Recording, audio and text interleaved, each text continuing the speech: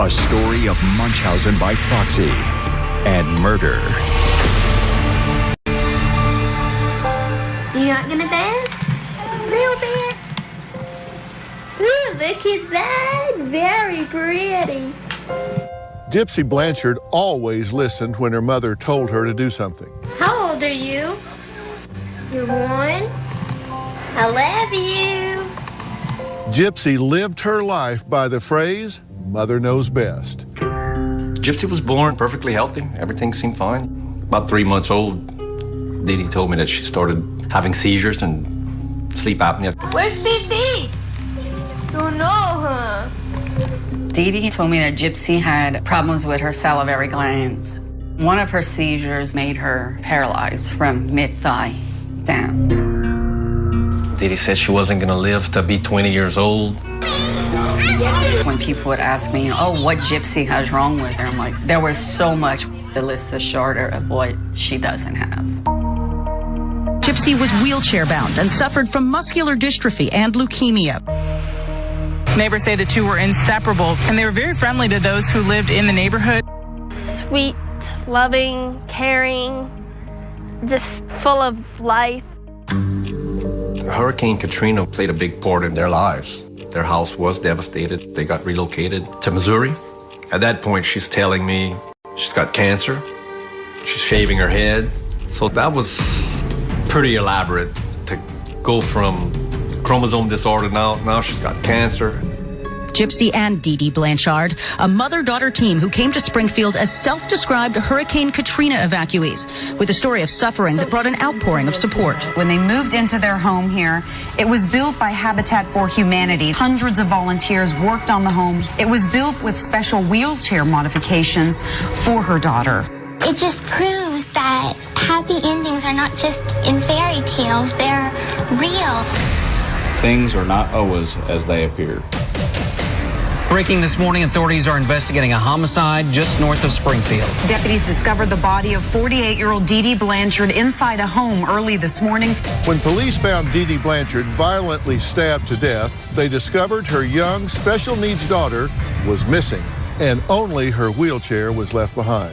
No one in the neighborhood could comprehend how anyone would want to harm Dee Dee Blanchard and her handicapped daughter, Gypsy. Authorities are still looking for Dee Dee's 19-year-old daughter, Gypsy. What horrors could be happening to the sweet little girl who had already suffered her whole life, battling a laundry list of ailments like leukemia and paralysis. Everyone feared the worst for innocent Gypsy Rose. Friends of 48-year-old Dee Dee Blanchard and her daughter Gypsy called police after authorities say 2 disturbing messages were left on Dee Dee's Facebook page. The victim's Facebook page, which she shared with her daughter, had a post stating, "The bee is dead." A missing 19-year-old has been found safe in another state. They found Gypsy in Wisconsin. She is okay. We do have another person of interest in custody. Police soon discovered a shocking web of deceit, and that deceit led to murder. Gypsy Rose Blanchard and her boyfriend, Nicholas Godijohn, are both charged with premeditated murder. I didn't get a call from the police department about it or anything. We saw it on the local news. Courtroom this morning. They got her in handcuffs. I'm like, she's walking, wow.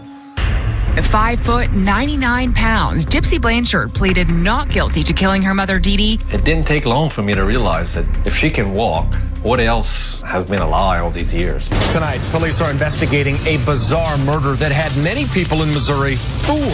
What you see behind me is the photo right here of a girl who supposedly has disabilities, along with her mother, and now next to it, what she looks like in her prison uniform without the glasses and getup. Her mom had to have been making her fake her illness all her life. Dee Dee Blanchard suffered from what most people refer to as severe Munchausen syndrome by proxy, also known as factitious disorder imposed on another, and kept Gypsy a prisoner her whole life by convincing her that she was victimized by a series of debilitating diseases. All she wanted was to be free. I think Gypsy had her mom killed so she could finally live the life that she wanted. She just had enough and snapped. This is a tragic event surrounded by mystery and public deception. Today, Gypsy is here in the Chillicothe Correctional Center in a very different kind of prison. Dr. Phil. Nice to meet you. Good to meet you. Let's just start with kind of where you are now. You're in prison because you took a plea deal, correct? Correct. You pled to what? 10 years incarceration for second-degree murder. How did you plead to the Class A felony of murder in the second degree? Guilty. Should you be in this prison? To be honest, I have complicated feelings about that. I believe firmly that no matter what, murder is not okay. But at the same time, I don't believe I deserve as many years as I got. But your mother is dead. She is, yes. And she was murdered. Yes, sir. And you were involved. I was. And but for you initiating this sequence of events, she would still be alive. Yes, sir. So in that sense, you are responsible for her death. Yes, sir. What would be a just punishment? I'm not really certain on that. I do believe that I do deserve to spend some time in prison for that crime, but also I understand why it happened, and I don't believe that I'm in the right place to get the help that I need. Are you glad your mother's dead? No, sir. I'm glad that I'm out of that situation, but I am not happy she's dead. Why did you want your mother dead at the time? At the time, I knew that I was being abused, but I didn't know exactly what kind of abuse it was. I just knew that I wasn't allowed to do a lot of things, and my mother was the reason. She would force me to be in a wheelchair and force me to go to doctor's appointments that I didn't need. And I just wanted that life to stop. So ultimately, I never wanted her dead. I just wanted that life to stop, that life to be dead, the life I was living. Right. Well, let's talk about that. What's the earliest thing you remember in your childhood? I think my first memory would be in the hospital. And I remember having a surgery done to my eyes, where they had to put a patch over my eyes. And how old would you have been, you think? Probably like 3 or 4. Do you remember going to school? I've never been to school. Never got to go to kindergarten, pre-K? No, sir. Do you remember playing in the backyard with other children? I played when I was younger with my cousins. As I got older, I wasn't allowed to have any more friends. Did you want to go play? I did. I asked Mom if I could go play outside, make a friend, and she'd be like, it's too dangerous. You have to stay in here. Go play with your Barbie dolls. And so my stuffed animals became my friends. Her mother controlled almost every aspect of her life. The control was total in the same sense that the control of a kidnapped victim sometimes is total. Her daughter was in essence a hostage. There's a point at which you got put in a wheelchair. And you were 7 years old, correct? Yes, sir. Why did she tell you were going in the wheelchair? I did get into a motorcycle accident with my grandfather, and it skinned my knee. And she took me to the hospital and then told me that the doctor gave her a wheelchair, and I have to be in a wheelchair now. Forever? Forever. She had me use a walker before the wheelchair, and then after that motorcycle accident, put in the wheelchair. Why did she tell you you had to be on a walker? She said that I had muscular dystrophy. But did you feel any different the day before you got the walker than the day you did have the walker? No, sir. You were able to run around? Pretty much, yes. And would you forget to get it and run into the kitchen? There would be times that I'd forget to grab it and then go to walk. And then my mom would catch me and be like, use your walker. I questioned Dee Dee about it, and I'm like, she can walk or not? You know, she's gonna be in a wheelchair all her life. And, you know, the answer I got from Dee Dee was, you know, she had a disease she was diagnosed with, and it was gonna progressively get worse, and eventually she was gonna be bound to the wheelchair at all time. Did she tell you when you went out that you were to stay in the wheelchair? Yes, sir, she would. But you knew you could walk. Yes, sir. Did you ever say to her, Mother, I can walk. Why am I in this wheelchair? No, sir, I never asked that.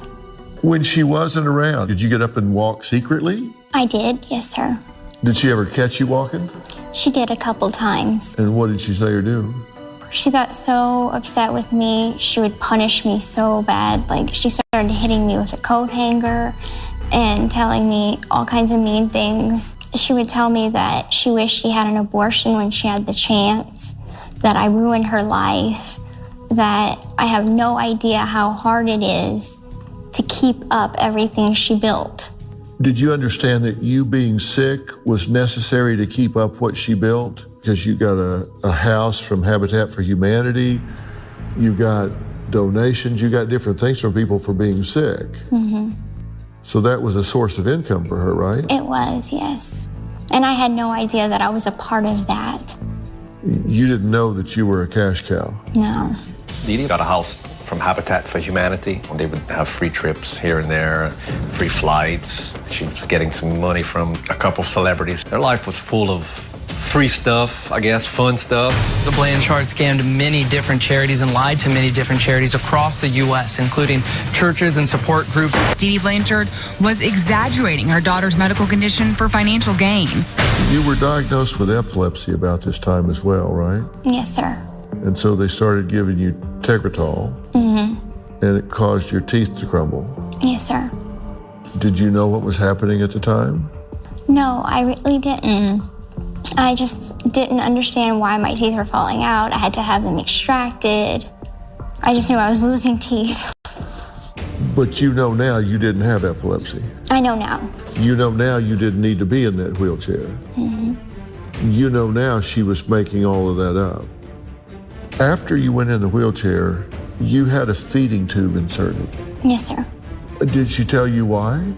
My mother told the doctors that I couldn't eat, so they put a permanent feeding tube in. Looking back, are you suspect as to what she might have been putting in that tube? It does pique my curiosity because I don't know all the names of the medications that I was on. Could she have been poisoning you in some way to keep you sickly? Could she have been over-medicating you to keep you weak? It's a possibility. When you went to see doctors, did she tell you what to say? Did she tell you what not to say? She told me that I couldn't speak during a doctor's appointment, that it would just solely be her. She would tell me, you know, sit in the wheelchair, play with your Barbie dolls, and let me talk and don't interrupt. And this continued on even into my 20s. My mother told the doctors that I was mentally incompetent. Therefore, they thought, you know, she won't know what she's talking about. She's got the mind of like a child. So did she tell you that you were intellectually challenged? Yes, sir. Tell me what she said to you about that. How did she explain that to you? She would always use the medical term for everything that was wrong, that I had microcephaly, which is small head, that my brain didn't develop right, and I'll never mature past a 6-year-old's level, mental level. Did you ever say to her, there's nothing wrong with me? No. You saw a doctor in New Orleans that did a muscle biopsy on you to check for muscular dystrophy.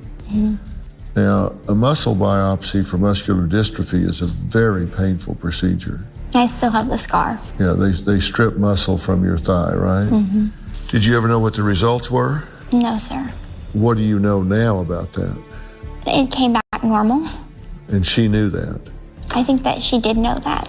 If a doctor wouldn't give her the results that she wanted or say what she wanted them to say, she would switch to a different doctor. Gypsy has essentially fallen through every crack there is in the system. Everyone failed her, literally. The doctors who were positioned as there to help her didn't help her. You wound up seeing a Dr. Bernardo Flasterstein. A lot comes tumbling down at this point, right? Because he has you stand up, right? Where was your mother at this point? She was inside the room. With you? With me. He kind of held my hands, and I put some weight on my legs. And I think that gave him the inkling that this girl could walk. This girl She's not paralyzed. She has muscle strength. And how did your mother react to that? She did not like him whatsoever. She was like, I'm not even bringing you back to see him. I'm switching doctors. Each one of these paper clips is some medical record where Dee Dee essentially lied to the doctor about something. Flasterstein wrote, "This mother is not a good historian." He says, quote, "Analyzing all the facts, there is a strong possibility of Munchausen by proxy."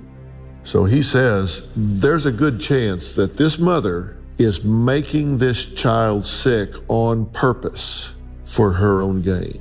He wrote that down.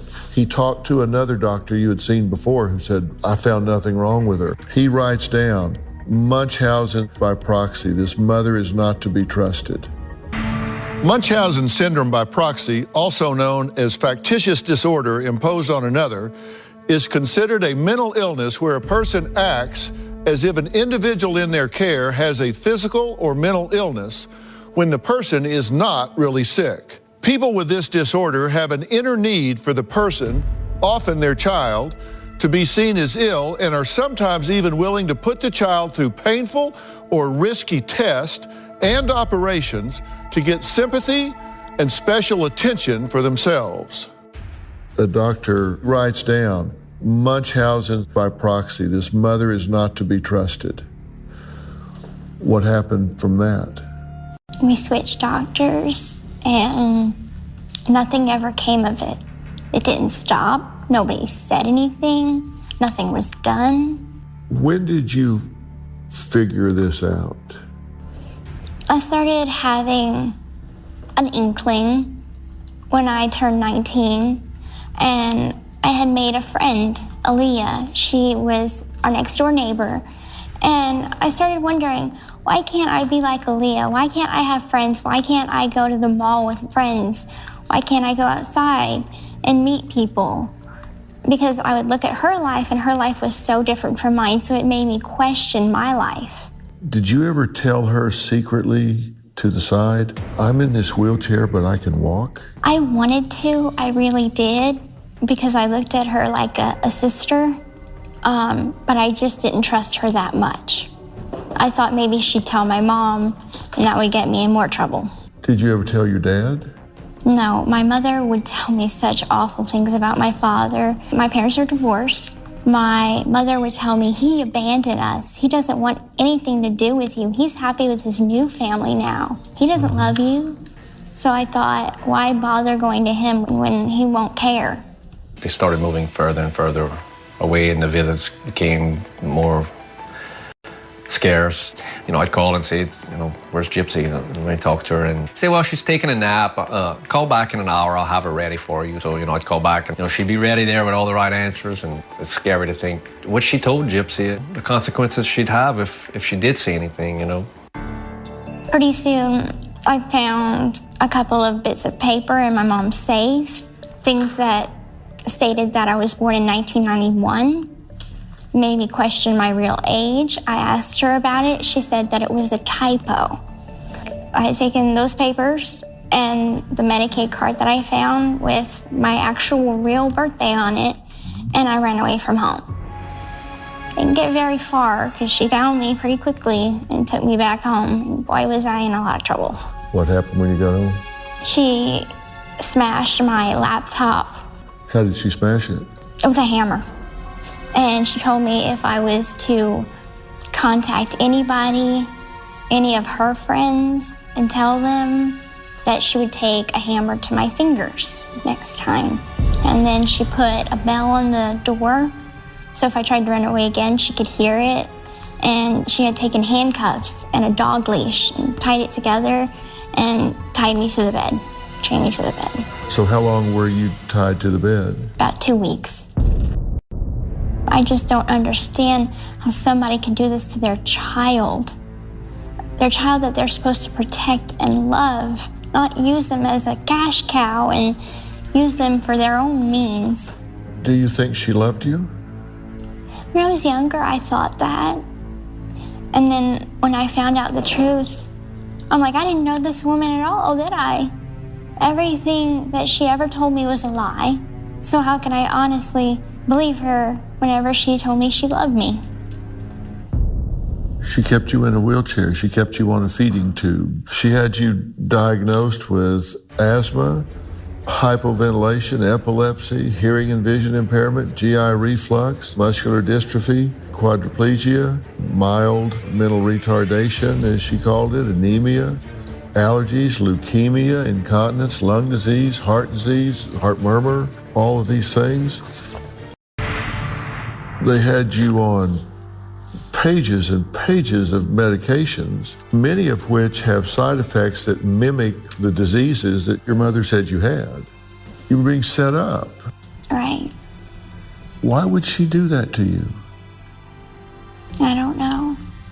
Dee Dee, we had some books we found in the house, Leukemia for Dummies and, different books like that. So she did her research. She knew the terminology.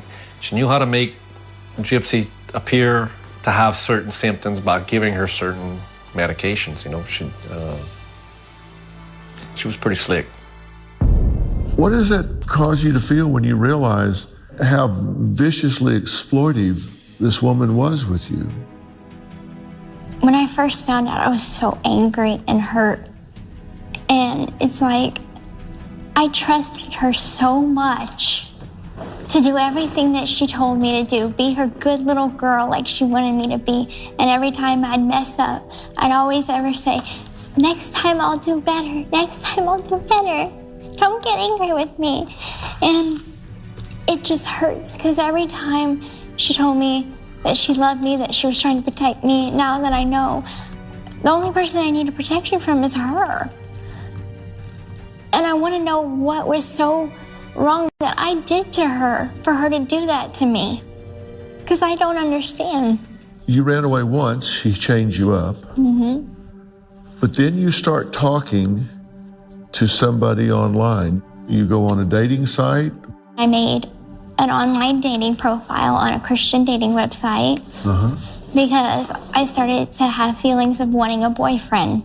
And that was something that was never allowed. Never allowed. And at the time you got on there, was your head shaved at that point? It was, yes, sir. Because you'd been told you had leukemia, right? Yes, sir. And she said, let's shave your head because it's going to fall out. We'll at least keep it even. Yes, sir. But you now know she wanted you to look like a cancer patient. Yes, sir. But you go on the dating site and you've got a shaved head. I wore wigs. You put wigs on. Mm-hmm. You were kind of big into costumes a lot, right? I was, yes. You would wear wigs and costumes just kind of a fantasy type thing? Yes, sir. Entertain yourself? Entertain myself. How old are you here? 21. You're 21 here. Mm-hmm. And what was the occasion for this picture? We would go to a sci-fi fantasy convention. We being your mother and you. Mm-hmm. Okay, in your wheelchair. In my wheelchair, yes. And how about this picture? That was at Disney World. And who are you in this picture? Cinderella. Does that seem odd now? It does seem odd. So you're on the computer and you register on a Christian dating site, right? Yes, sir. And it's on this Christian dating site that you meet Nicholas. Nicholas Godejohn, the man who was arrested with Gypsy and charged with Dee Dee's murder. Godejohn also has a criminal past. In 2013, he was arrested after investigators say he was watching pornography and fondling himself in a McDonald's restaurant for 9 hours. Police charged him with carrying a concealed weapon. And you guys communicate for about a year? Our relationship was about almost 3 years. How much of it was just talking back and forth on the computer? 99% of it. What did he say when you said, I'm in a wheelchair, but I can walk? He said that he knew already. He said that he was psychic and that he had these premonitions. He thought that he was a 500-year-old vampire named Victor. A 500-year-old vampire named Victor. What'd you think about that? I was like, oh, okay. I played along, I guess. You didn't believe it? Or did you? I think a part of me did believe it at the time. You did believe he was a 500-year-old vampire named Victor living in Wisconsin? Mm-hmm. What else did he talk about that was less tame than that he was a psychic? That he had multiple personalities. Victor was only one of them. He had other personalities that were much more violent and scary that such as he called him the Black One. And he would just talk in this horrible, scary voice, and he would talk about how he wanted to kill me and how he wanted to rape me. He said, "I will kill you so bad that they will never find your body." But you wanted to meet him. I did. I was in love with or thought I was in love with the good side of him. I was very, very naive back then. I never had a boyfriend. I didn't know a good relationship from a bad one. All I ever knew of love was what my mother showed me. There was pretty sexual content to your going back and forth on the internet, right? Yes, sir. He was erotic role-playing and BDSM. Mm-hmm. And you had alter egos as well, right? I made alter egos to fit his. Okay, like tell me about Little Kitty. Little Kitty was kind of a little girl. I kind of based her looks off of anime cartoons. You said it was based on his personalities. And which one did that one go with? That went with his little boy personality. And then there was Candy. Mm-hmm. What was that? Candy was more of the vixen, more risque. And that went with what? That went with his, that personality that's more sexual. And what about Ruby? Ruby was for Victor. Ruby was for the vampire. Mm-hmm. So Ruby was evil. Ruby was a werewolf, and she was the evil one. Okay. So that goes on for quite some time, right? Mm-hmm. When did you meet him for real? In March of 2015. And where was that? At a movie theater. We went to see the new version of Cinderella. Right. And my mother and I was going to see the movie. So I had asked him, "Why don't you come and meet me finally? We can meet at the movie." And so he took a Greyhound bus to Springfield, Missouri. From Wisconsin. Were you excited? I was very excited to meet this person that, I've been talking to for so long. Do you go in a costume? I did. Did people look at you? They just thought it was like a little girl wanting to dress up for a Disney princess movie. And how was he dressed? I had bought him some nice clothes to wear and sent it to him.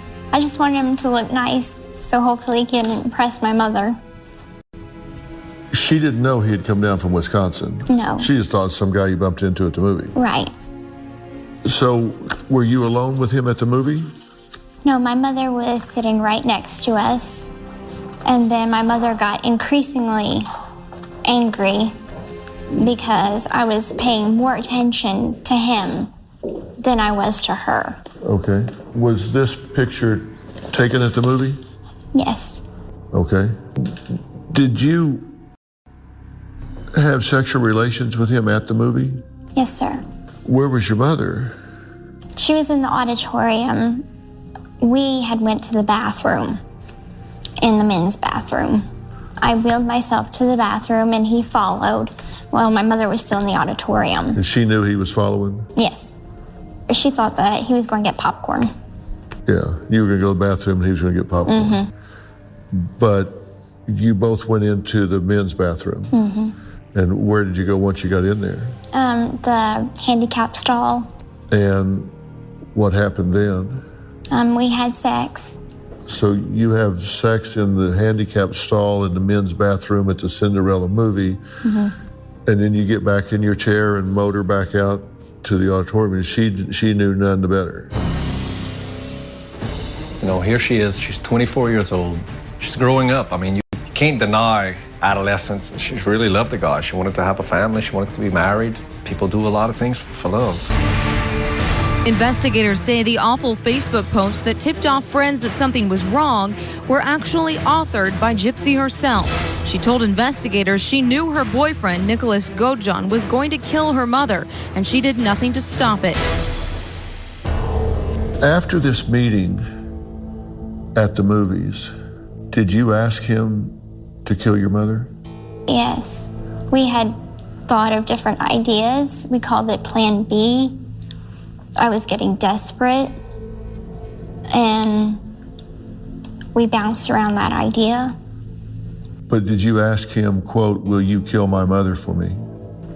I probably did, yes, sir.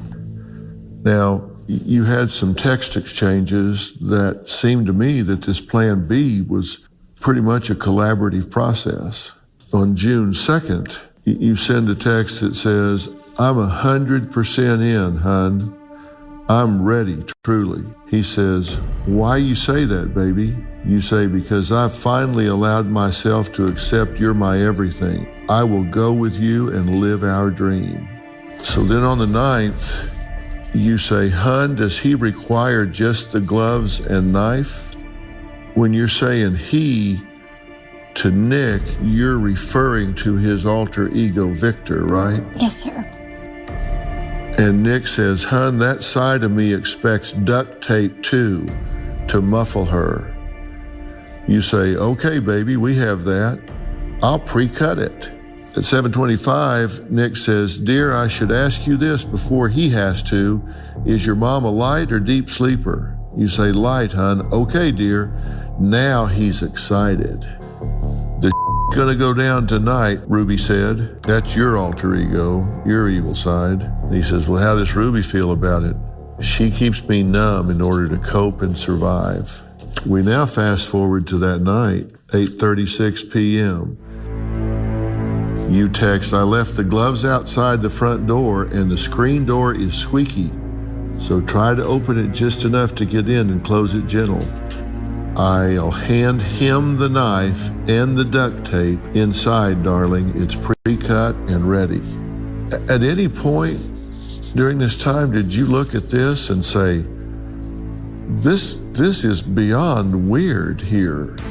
I'm talking to a guy that's talking about himself in the third person, and the third person's a 500-year-old vampire, and he's glad that my mother's a light sleeper so she'll be awake when he's hacking her to death. During this time, did you look at this and say, this is beyond strange? To be honest, I didn't think it was real because we had been talking about it for so long that I became numb to the idea, like, oh, okay, we're just having another conversation about it. We're not actually taking the steps to planning this, and this is going to happen. I'll hand him the knife and the duct tape inside, darling. It's pre-cut and ready. At that point, you knew this was happening, right?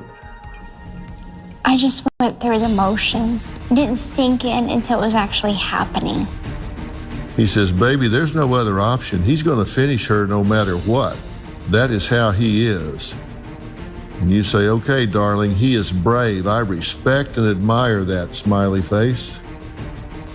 But after we comfort each other, after we do that, sweetheart, I'll hold you like the baby girl of mine that you are. Tell me in your own words what happened that night. My mother and I had got into an argument 2 days before, and it was about my feeding tube. I'm like, I no longer need this feeding tube. Can we please have it removed? And she said no. And I had an upcoming surgery, and I didn't want to have it, so I asked her, please tell the doctor I don't need this surgery. I've had it 20 times before. Why do we have to have it again? And she's like, there's nothing I can do about it. The doctor wants it. And so I became very numb to Plan B. And I talked to Nick. He had me talk to Victor, who initially was the one that was going to do the murder. And he was like, ask Victor, please. And I said, Victor, will you please come kill my mother for me? Because I can't do it myself. Was this on the phone or was this over text? This was over the computer. Okay, so you're emailing back and forth, texting, messaging, whatever? Yes, sir. You say, we're going to do this. We're not ever going to bring it up again. Then at 9:08 p.m. on the 10th, you say she's taking her sleep aid. Okay, baby, I'm calculating the money for the ride. You say, once you're inside the house, we stay silent, not even a whisper, until after I open that bathroom door. And he says, never underestimate his will to kill. Victor said that he had conditions. One condition would be, it would be with a knife. The other condition is he would have to rape her after he murdered her. And I told him, absolutely not. I am not okay with that. And he said, it's either Victor's way or the highway. Like, Victor won't do it if you don't agree to my terms. So I said, fine, use the knife, but you are not raping her. He's like, well, fine, I'll make you a deal. It's either rape her or rape you after. And I said, rape me, because I won't let you do it to her. What happened then? And so after that, he took his bus, Greyhound bus, from Wisconsin to Missouri. He stayed at the local hotel. I texted him when my mother went to sleep. I let him in the door. There were gloves waiting for him, plastic gloves, by the door. You put them there? I put them there. He came in, and he was wearing a hoodie and dark clothing and a scary t-shirt that had evil clowns on it. And I handed him the knife, and he said, get your ass in the bathroom now. And I went in the bathroom, closed the door behind me, and kind of got down in a kneeling position and put my hands over my ears so I couldn't hear anything. But I did hear stuff. I heard her scream for me a couple times. But at first, like, she sounded like she was startled, like, who's there? And then I heard her screaming. Your mother was screaming your name for help. And I wanted to go and help her. But he had told me prior, if you come in the bedroom, Victor might hurt you too. Like, Victor will lash out at you and try and stop it. So I was scared of that. And I was scared of what I would see. And I was just so scared. So I didn't move even though I wanted to. And then she called my name about 3 or 4 times, wanting help. I didn't move. And then it all went quiet. How did she call your name? It was like asking for help. Like, Gypsy, help me. Did she call it as though she knew you were involved, help you, or? No, I don't think she knew. I think that maybe she thought it was a random break-in. Take me through the moment you heard that. It broke my heart because I knew there was no going back, even if I wanted to. It's like part of me wanted to save her because there were good parts to her, and she was my mother. And then the other part of me was like, if it's gonna be over in a little while, and I'll be able to live this good life where I'm free of her. But moments before, you had just let the murderer in the door and handed him rubber gloves and a knife.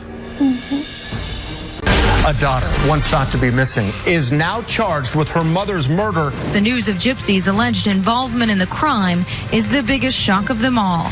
Court records show Godejohn and Gypsy were in an online relationship for 2 years. An earlier statement, investigators say Godejohn told them that he and Gypsy planned to kill Dee Dee so they could be together. Records show Godejohn came to Springfield from Wisconsin after Gypsy asked him to kill her mother.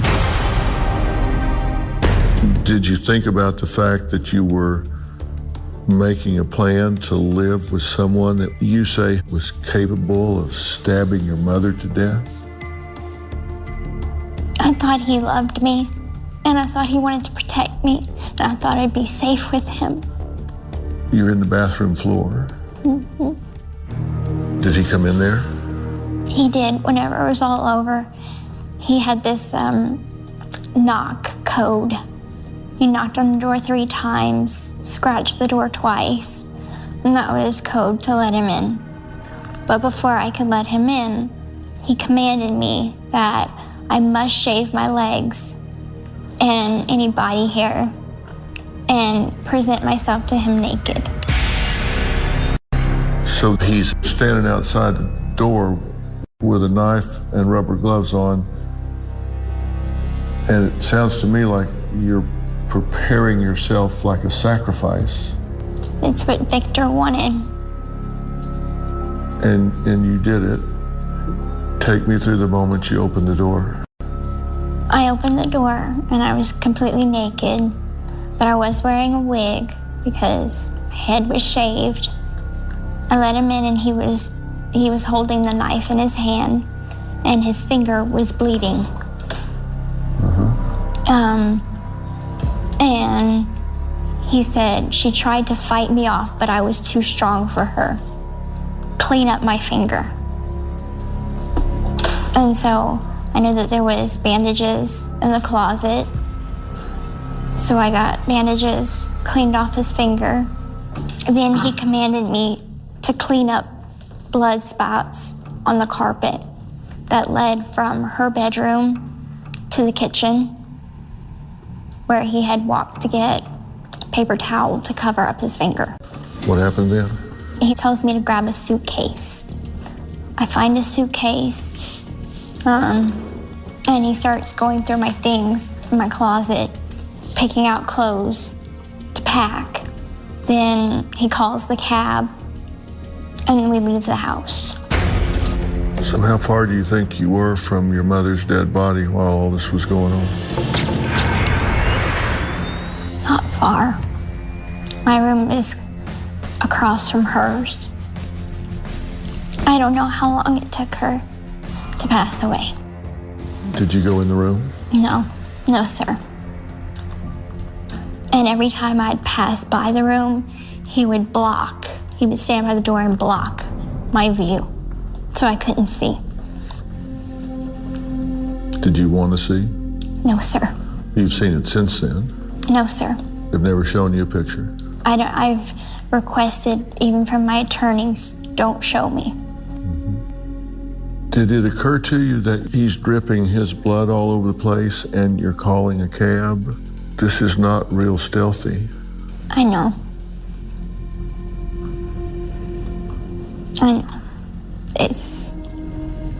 We were stupid, and we can't say, oh, I wish we would have planned it out better or whatever. I just wish we wouldn't have done anything to begin with. I wish he would have just said, I will help you get out of your situation, but by means of contacting the police.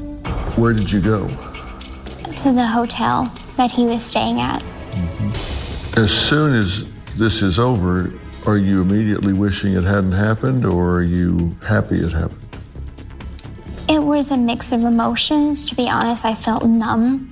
It's like it wasn't real, but there was some happy times in there that I guess I was happy. Well, comment on this for me. This is a video, part of one was taken in the hotel.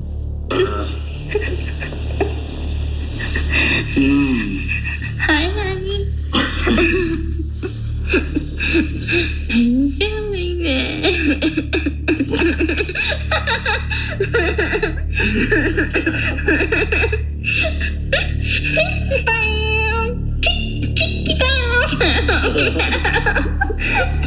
He's eating a brownie.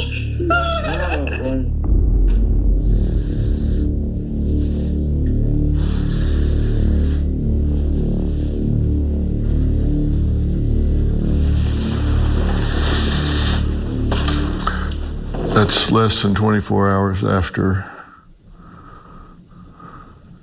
your mother has been stabbed to death. I wasn't myself. I had been taking narcotics such as Xanax and Vicodin. I was high, very high. He was a different persona now? Yes, he was. He was the loving boyfriend that is gonna make all my dreams come true. How do you feel about him now? I can't stand him because I went from one abusive person to another. I wish he would have been more responsible. He was the first person I ever told that I could walk. And yet I asked him a question. I asked him to kill my mother, but I didn't hold a gun to his head and make him do it. He seemed more happy to do it than anything. And that's why I can't stand him, is because he knew. I think he knew that he could easily get me out of that situation by calling the police, being responsible. So y'all pull this off, you get away with this for like 4 days before you're in custody. Yes, sir. And then you're in an interrogation room. Your mom's dead, okay? Now, what I want to ask you is, your mom's passed away, okay? And she's deceased, all right? Now, what I want to ask you, did you have involvement in this? Okay. Hang on, listen to me for just a second, okay?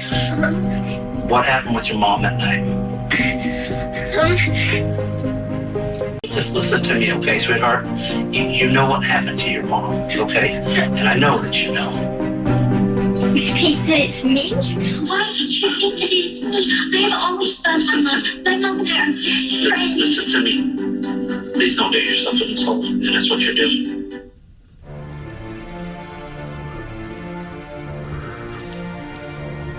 Tell me what you're thinking right now.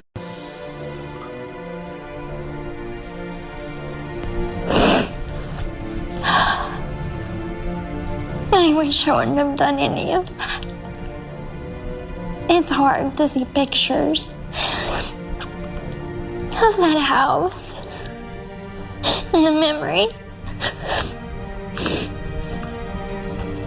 and pictures of her in the wheelchair.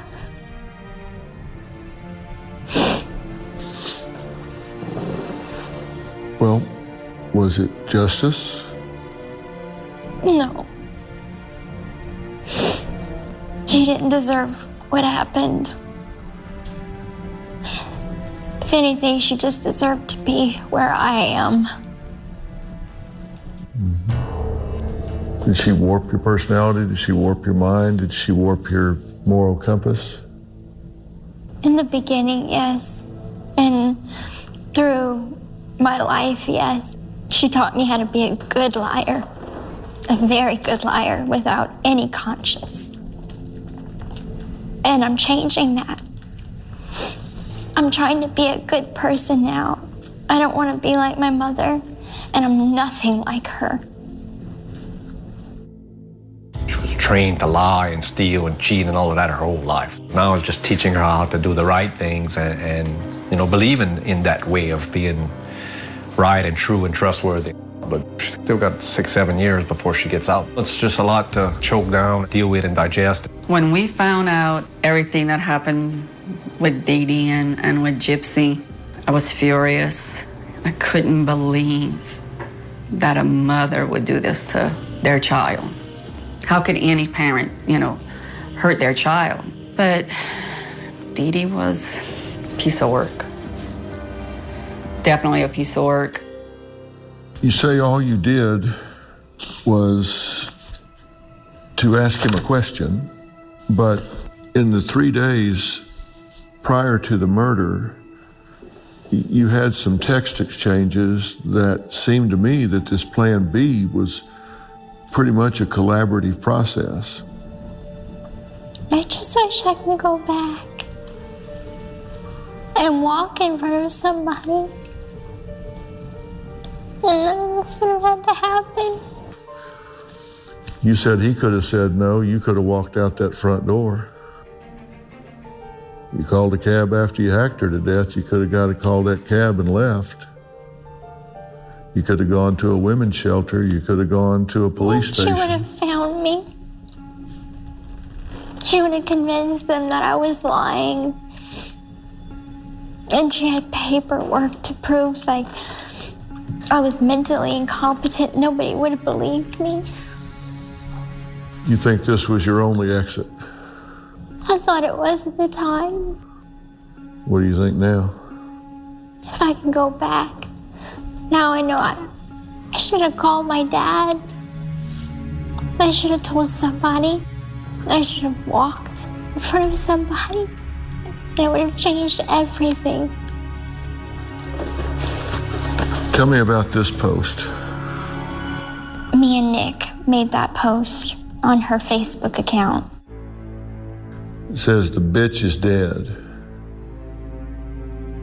It says, I slashed that fat pig and raped her sweet innocent daughter. Her scream was so loud.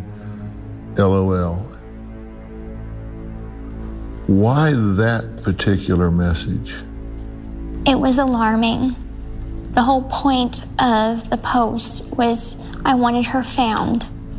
I couldn't stand the thought of her body just being there, and I remember something Nick had said when he first entered the house to kill her, and it was, this bitch is dead. And so my mother never cussed online. She never put anything alarming, and I thought that was alarming. That would alert some of her friends to call the police. Well, in the alternative, you could have just gone to a payphone and called police and said, go check this address. There's a dead body in there. Or you could have said, do you need to do a wellness check on XYZ address?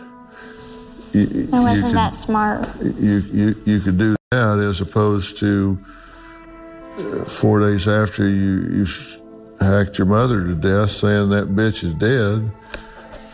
I mean, that's a pretty aggressive tip. It was meant to be aggressive. It was meant to be alerting, because I thought her friends would look at that and say, something's not right. So let's call the police. Well, that's an understatement. Something's not right. But I do regret making that statement, not because it got me found and arrested, but because that was so wrong. It's not right. How did you think this was going to turn out? I thought that they would put out a missing report for me, and that people would just give up. Lots of kids go, and people go missing, and then they're never found.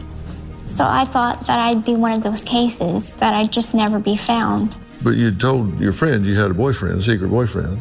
I forgot about that part. Yeah, what was that one? Then, of course, he's dripping his DNA from the bedroom to the bathroom, back into the other bedroom. Mm-hmm. And you got paper towels in the trash with his DNA all over them. Mm-hmm. And you mailed the knife to his parents? To his house, yeah. Go to John told detectives he mailed the knife back to his Wisconsin home where he and Gypsy were arrested. Of those items, a knife found in an envelope addressed to the Big Bend home with a return address of the Blanchard home, and 2 cell phones, a flip phone and a smartphone. He wanted me to take the murder weapon in my backpack on the Greyhound bus. I've never been on a Greyhound bus, so I thought maybe there were metal detectors. And so I was like, no, let's mail it. People buy knives off of eBay, so we'll just mail the knife to your house. And he said, well, we'll throw it away in Lake Superior, and nobody will ever find it. But we didn't. We got arrested before we can dispose of it. Is your life ruined? No, sir, it's not. How long are you going to be here? I see the board in 2021. What do you want to do with your life? I want to be an advocate for abused children or abused people. If I would have known that there was something called Munchausen by proxy syndrome out there, perhaps it would have nudged me to get help from somebody, because I thought my mother was the only person like that. And so I want to speak about my experience to encourage people, if they're being abused, get help, because it can make a difference. And that way they won't end up like me. They won't end up in prison. It won't get that bad. What do you think should happen to Nick? I think that he should spend the rest of his life in prison. Do you think he exploited you?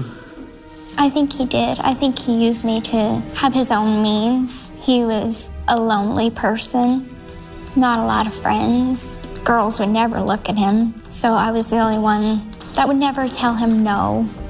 I would always agree to everything he said and do it with a smile. And I think he saw that in me from living with my mother. Like, I had that submissive, low self-esteem, codependent personality that I think he could prey on that, and he used me. Nick's going to have to own what he does, and you have to own your part of it. Your mother wasn't even on his radar till you put her there. I know. And you have to own that. This is not a typical situation. You are both victim and perpetrator here. You were chronically victimized by a sick and demented woman. If she's done all the things that it appears and the records reflect that she's done here. And then you became perpetrator. So this is an unusual case, and it is an unusual circumstance. And I hope that you put a frame around this. I hope you own your bad decisions and you find your way to forgive yourself for those. And I hope you find your way to forgive your mother for the things that she's done to you, because you have suffered terribly. And if you don't find meaning to your suffering, if you don't use that suffering and use the tragedy of your mother's loss to create some meaning in this world, then it will make you insane. At some level, do you think what you did is justified? No, nothing justifies murder. I think that abuse should be punished by prison. But on one hand, can it be looked at as self-defense? I mean, on one hand, she was dicing you up, girl. How many surgeries did you have? So many. 10, 20? I'm pretty sure 30 more. Because I had multiple eye muscle surgeries, multiple leg surgeries, multiple throat surgeries. I don't have salivary glands, not these anymore, because they were removed. You got cut open, you got parts taken out of you, you got hacked up, you got poisoned, your childhood was stolen from you, your adolescence was stolen from you, your teen years were stolen from you. I know. I'm trying to take the high road, and I found my faith while I've been in here. I've always been a person of religion, but I have to pray to forgive my mother. But right now, the hardest thing is to forgive myself. I have so much guilt. Well, the first person you got to help is yourself. You're very conflicted right now. I am. I mean, you feel very guilty on one hand and very exploited on another, and that's because both things are true. You were terribly victimized. You were tortured as a child year after year after year. That's terrible. You know, it's just a perfect storm of bad circumstance and bad psyche. And I think that's why they were willing to make a plea deal with you instead of drop the hammer on you. Because otherwise, you could be here for 40 years. Or life without Pearl. Yeah. So I think the system has acknowledged the uniqueness of the situation while also meting out a punishment that says we cannot condone this kind of vigilante justice of getting even. Mm-hmm. It's hard to judge her. I'm never gonna question or ask her why you didn't do this or why you did this that way. I feel guilt. How can I let this happen? You know, why I wasn't there for Gypsy more. If I could have built that relationship with her, she wouldn't have hesitated to call me and say, Daddy, you know, this ain't right. I told her, I don't judge you for what you did, but I understand why you did it. No matter what, I'm always for you, and I love you. Not even God can change what has happened. The future hasn't happened yet. The past is over. The only time is now and what you do in this moment. And what you've got to do is not make excuses for what you've done, but own that it's 100% wrong and equip yourself with more powerful, more empowering coping skills so you don't get in this situation again. And if you can use your life, if you do become an advocate, if you do have opportunity to speak, you do have a compelling story. But you're not anywhere near equipped to tell it at this point because you've got to find every lesson from that story that you have right now, because what you have right now is a compelling story, but there's not a takeaway from it yet. I do want to help you have a chance to redeem yourself in this life. Thank you. And I will lead you to some resources that will help you do that. Thank you. And I will do that, and I will say it in the same breath that I say I absolutely condemn what you did. I condemn the choice you made to escape. At the same time, I condemn everyone in the system that failed you. Just because you made a bad choice doesn't mean that your life should be over. You're going to pay your debt in here. But then you should spend the rest of your life making up for it. I will. And you've got something to offer. You want to find something specific that makes a meaningful difference, and I'll help you identify what that is. Go ahead. Okay? Because I want to make a difference. And I believe that I have the story too. I believe that I am getting better. I've grown a lot since I've been in here, matured a lot. I had loving support to help me get there. But I think the next 50% have to be from more help than... Now to get yourself ready for the next phase of your life, and I'm saying I'll help you do that. Thank you. This story is a tragedy on so many levels. Gypsy was a victim of unthinkable abuse, but there is hope for her future, and one day Gypsy will have the chance to live the life she was robbed of for so many years. How long have you been here now? About a year and a half. Okay. So how's life here now? What's a day in the life like for you? It's not so bad. I go to school. I have a job. What's your job? My job is working on my housing unit, janitorial services. So I clean. I go to school in the morning. I love going to the library. The administration here, they seem really dedicated to keeping the women here safe and to helping them really rehabilitate and better themselves. They offer free education, and especially for someone like me that came here with a second grade education, never been to real school. I'm very close to getting my GED. If they allowed me to send you some things, is there any way for you to listen to books on tape or to read things in there? Yes, sir. I have a CD player of my own. It'd be very much like a therapy session. Okay, that's good. And you have family support. I do. I do. My father, he has some guilt, and I try and tell him, don't feel guilty, because you're in my life now. You're here now, and that's what's important to me. Gypsy, thanks so much for talking to me, okay? Thank you so much, Dr. Phil.